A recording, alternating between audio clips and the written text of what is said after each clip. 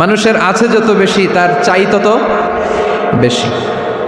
শেখ সাদি রহিমাহুল্লাহ, ইরানের বিখ্যাত কবি, বালাগাল উলা বিকামালিহি কাশাফাদ্দুজা বিজামালিহি, এই কবিতা লিখে বিখ্যাত হয়েছিলেন। তো ওনার একটা সময় আর্থিক দৈন্যতা যা ছিল, টাকা পয়সা ছিল না, ফলে পায়ে দেওয়ার মতো জুতা ছিল না।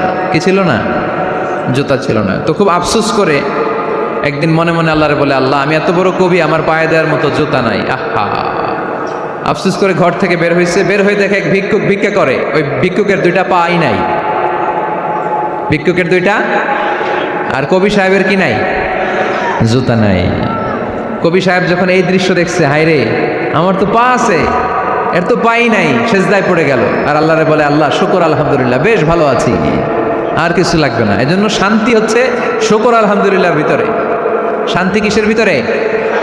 শুকর আলহামদুলিল্লাহর ভিতরে। এজন্য আওয়াজ করে পড়েন আলহামদুলিল্লাহ। আপনার চাহিদার কোনোদিন শেষ হবে না। দেখবেন যার পা নাই, সে পা দেখে আফসোস করে, ইস লোকটা হেঁটে যায়, কি সুন্দর যায়, আমি তো হাঁটতে পারি না, যদি হাঁটতে পারতাম, যদি দুইটা পা থাকতো। যার পা আছে সে সাইকেলওয়ালাদেরকে দেখে আফসোস করে, ইস আমার যদি একটা সাইকেল থাকতো তাহলে তার হাঁটা লাগতো না, সাইকেল দিয়ে বাজারে যেতাম। যার সাইকেল আছে সে আবার হুন্ডাওয়ালাদেরকে দেখে আফসোস করে, ইস একটা হুন্ডা যদি থাকতো তাহলে তো ভোঁ ভোঁ করা যাইতো না। হুন্ডাওয়ালারও আফসোস আছে প্রাইভেট কারওয়ালাদের দেখে, তারা আফসোস করে, ইস আমার যদি একটা কার থাকতো তাহলে তো কার চালাইতে পারতাম। যাদের প্রাইভেট কার এদেরও আফসোস আছে, ইস আমার যদি একটা হেলিকপ্টার যদি থাকতো তাহলে তো উড়াল মারতে পারতাম, ঠিক না? হেলিকপ্টারওয়ালাদেরও আফসোস আছে, আমার যদি একটা জেট প্লেন থাকতো, jet plane, private jet plane, prince Walid bin তালালের মতো 70% মেড অফ গোল্ড, তার একটা জেট প্লেন আছে, এটার 70% স্বর্ণ দিয়ে বানানো। তার মানে চাওয়ার কোনো শেষ আছে? নাই। সুখ শান্তি যদি চান, অলওয়েজ পড়বেন আলহামদুলিল্লাহ। কি পড়বেন? টাকা যার বেশি, টেনশন তার বেশি। সাধারণত টাকা যার বেশি, রোগ তার বেশি। টাকা যার বেশি, শান্তি তার কম। আপনি খোঁজ নিয়ে দেখেন, 1000 কোটি টাকার মালিক, ঘরে শান্তি নাই। স্ত্রীর সাথে মনোমালিন্য, স্ত্রী যায় একদিকে, উনি যায় আরেকদিকে। পোলায় কই যায়, পোলায় নিজেও জানে না। মেয়ের অবস্থা খারাপ, আরেক ছেলের সাথে হাঁটে। তো এই হচ্ছে এদের লাইফস্টাইল। সবাই না, আল্লাহওয়ালা যারা তারা ভিন্ন। রাতে এদের ঘুম হয় না, অনেকগুলো ঘুমের ট্যাবলেট খেয়ে ঘুমাতে হয়, ঘুম আসে না, ঘুম আসে না। কিন্তু রিক্সাওয়ালা, কুলিওয়ালা, দিনমজুর, এদের রোগবালাই আছে? কথা বলেন। খাওয়ার সমস্যা আছে, ঘুমের সমস্যা আছে, শুইলেই ঘুম আসে, যেখানে রাইত ওইখানেই কাই। ঘুমাইতে দেরি, নাক ডাকতে দেরি হয় না, ওর নাকের ডাকের আওয়াজে ট্রাকের ইঞ্জিনও ফেল। শান্তির ঘুম। এই জন্য সবসময় শান্তি খুঁজতে হবে। কি খুঁজবো? শান্তি দেওয়ার মালিককে। আল্লাহ তুমি এই দেশটাকে শান্তিময় করো। আসুন আমরা সরাসরি কোরআন থেকে শুনি, কারণ কোরআন থেকে শুনলে বরকত বেশি না কম? আরো জোরে বলেন, বেশি না কম? এটা এমন একটা কিতাব যে কিতাবে কোনো ভুল নাই। আছে? সন্দেহ আছে? সংশয় আছে? মুত্তাকিনদের জন্য এই বইটারে হেদায়েতের কিতাব করে নাজিল করলো কে? যালিকাল কিতাবু লা রাইবা ফি হুদাল লিল মুত্তাকিন।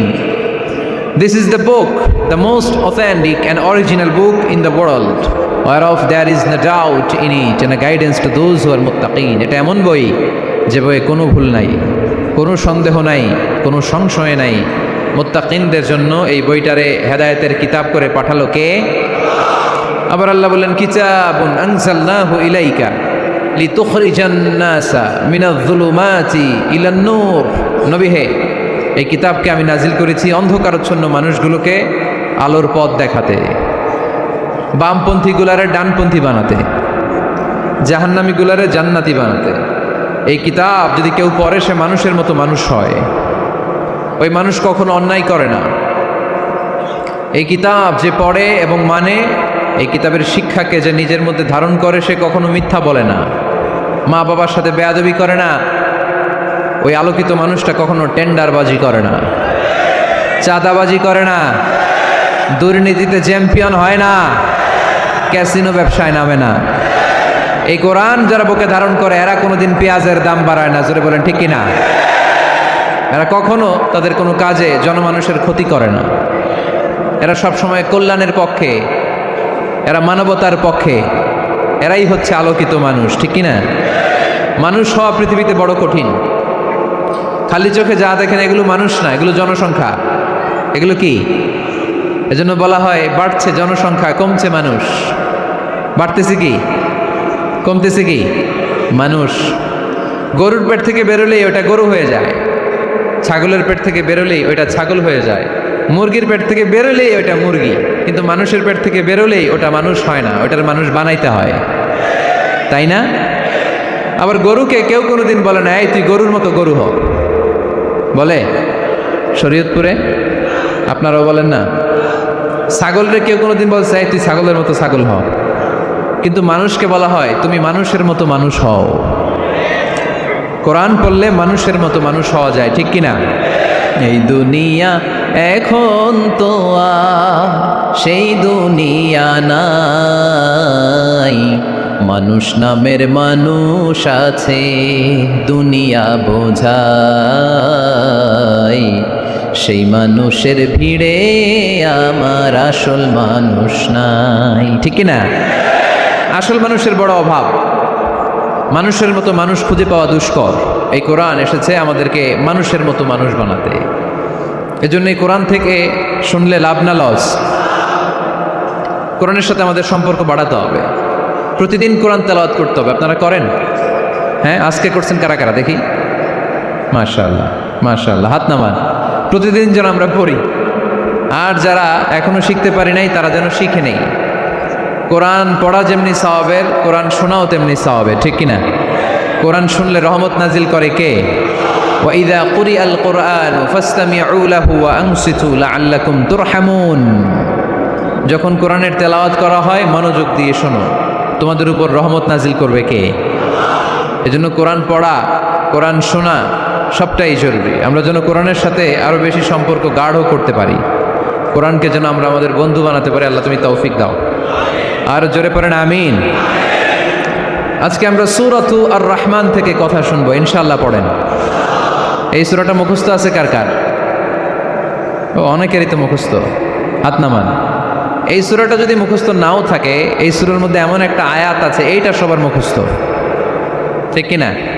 ফাবিআইয়ি আলা রাব্বিকুমা তুকাযযিবান।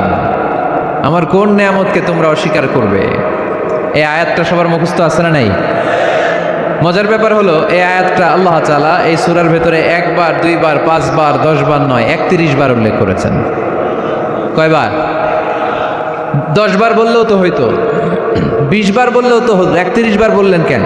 তার মানে এটা জরুরি, এটার সিগনিফিক্যান্স, তাৎপর্য অনেক বেশি। যেই জিনিস যত গুরুত্বপূর্ণ এটা বারবার বলতে হয়, ঠিক কিনা? এই জন্য আল্লাহ তাআলা বারবার বলেছেন, বারবার আমাদেরকে সচেতন করেছেন। ফাবিআইয়ি আলাই রাব্বিকুমা তুকাযযিবান। আল্লাহ বলেছেন, এই মানব জাতি আর জিন জাতি, আমার কোন নেয়ামতকে তুই অস্বীকার করবি? বল, কোন নেয়ামতকে অস্বীকার করবেন? বলেন। আল্লাহর কোন নেয়ামতকে অস্বীকার করার কোনো সুযোগ আছে? ওয়া ইন তাউদ্দু নি'মাতাল্লাহি লা তুহসুহা ইন্নাল ইনসানা লাযালুমুন কাফার। যদি আমার নেয়ামতগুলো গুনতে শুরু করে দাও, গুনতে গুনতে তোমার জীবন শেষ হয়ে যাবে, হায়াত ফুরিয়ে যাবে। আমি আল্লাহর নেয়ামত গুনে কশিনকালেও তোমরা শেষ করতে পারবে।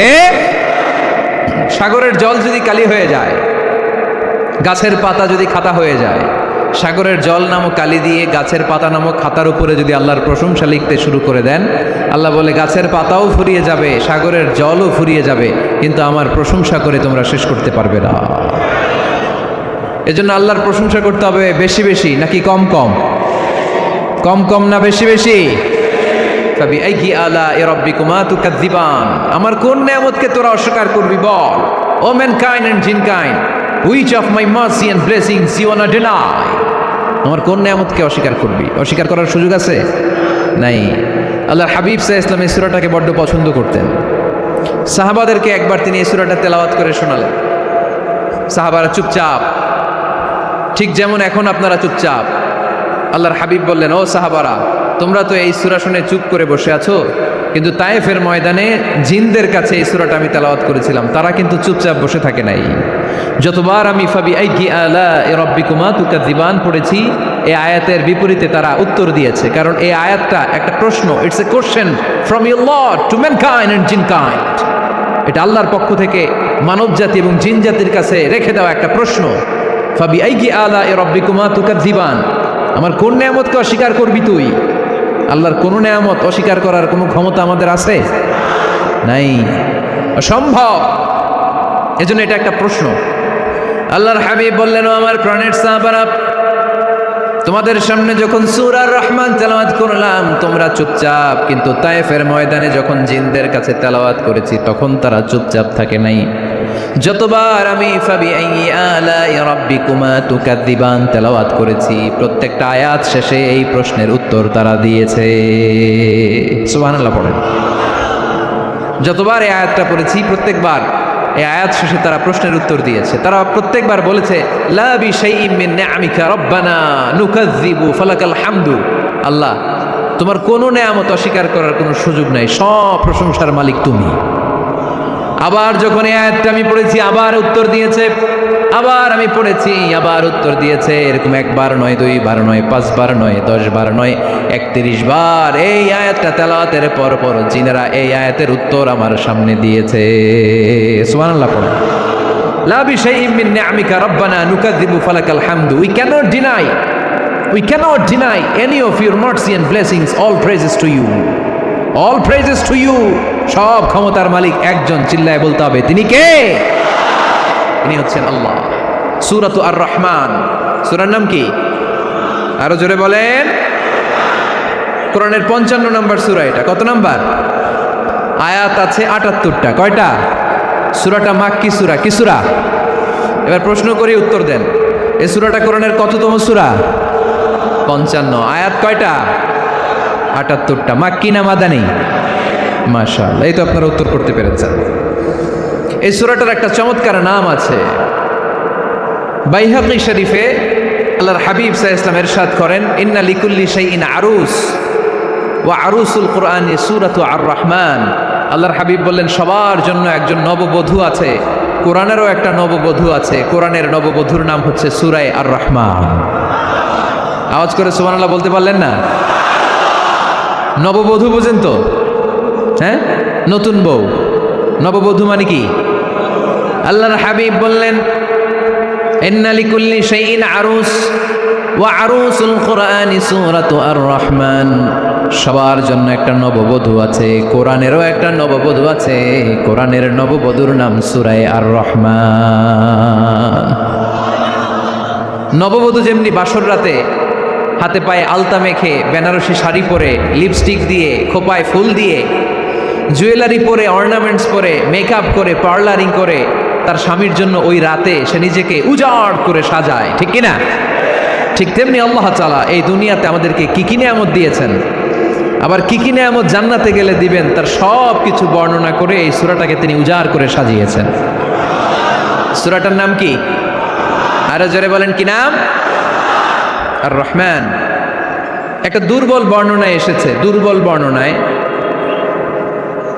যে আল্লাহ তাআলা, স্বয়ং আল্লাহ তাআলা জান্নাতে জান্নাতীদেরকে এই সূরা আর রহমানটা নিজ কণ্ঠে তেলাওয়াত করে শোনাবেন।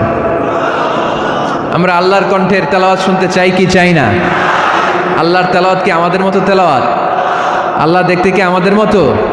লাইসা কামিসলিহি শাই, তার মতো কেউ নাই। তার মতো কেউ আছে? তার মতো কেউ নাই। তিনি তার মতো।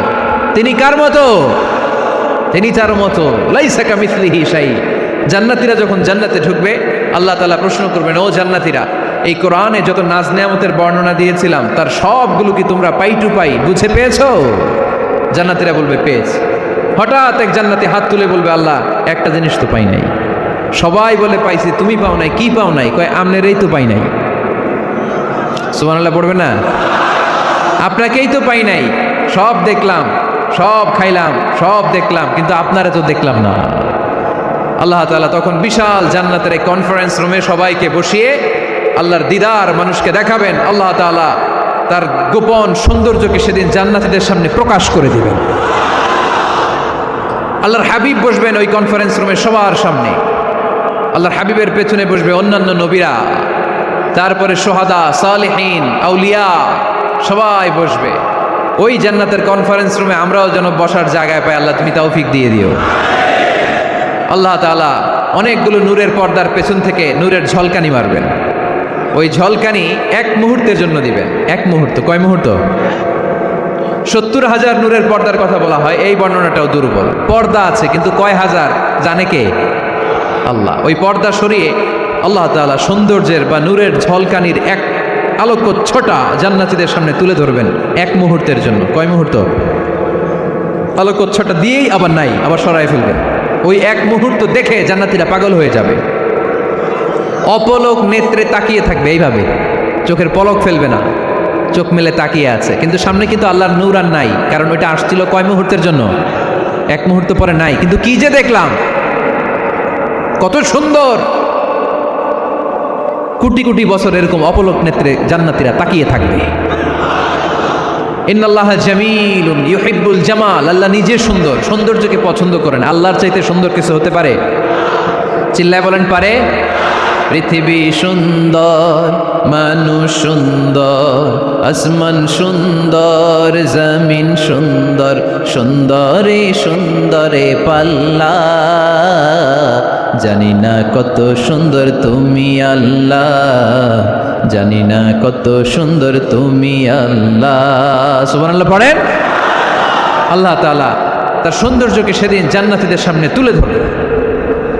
এই সূরাটা নাজিলের একটা ব্যাকগ্রাউন্ড আছে। আল্লাহর হাবিব সাল্লাল্লাহু আলাইহি সাল্লাম মক্কার জমিনে কাফিরদেরকে দাওয়াত দিতে লাগলেন, আল্লাহর ইবাদত করো, আল্লাহর জিকির করো, আল্লাহর প্রশংসা করো।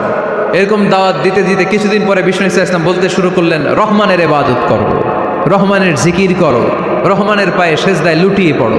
তখন কাফেররা প্রশ্ন শুরু করে দিল, মুহাম্মদ এতদিন বলতা আল্লাহ, এখন কইতেছ রহমানের কথা, আসলে কোনটা? আল্লাহরে তো আমরা চিনি, রহমানরে তো আমরা চিনি না।